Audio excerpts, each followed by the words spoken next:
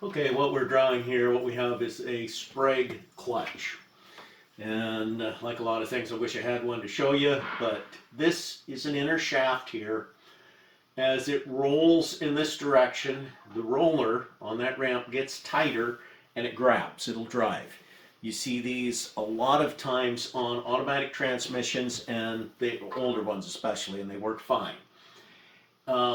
When it goes in this direction, this roller just sets in here and rolls around. Sometimes it'll have a smooth area up here that it can travel on for a ways and actually act as a bearing, centralizing this unit.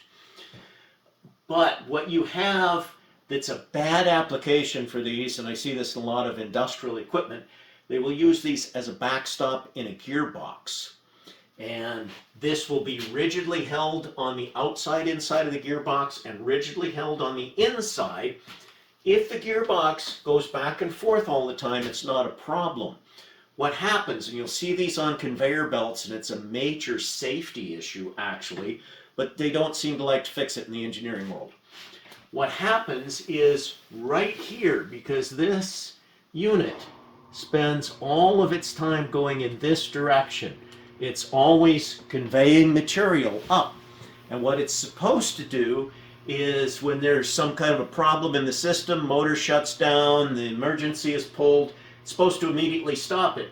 But this roller setting right here will make a little curve instead of this ramp, and these rollers will just sit there and roll in that smooth little curve that gets worn in there just beautifully. So then after the belt fails, the rock comes falling back down, disaster happens, hazard, then they have you put in a new backstop because obviously the backstop's no good. You never find out about it until it actually happens. Now, a second version of this backstop is loose, not mounted in the gearbox, hangs on a chain. It never sets in one place. It rattles enough, hooked by a chain, a link, something. Those ones work fine. It's only the precision ones that fail consistently. And when I'm designing a similar situation, I will put on a spring-applied brake that is released somehow when you go to operate it so that it's safer.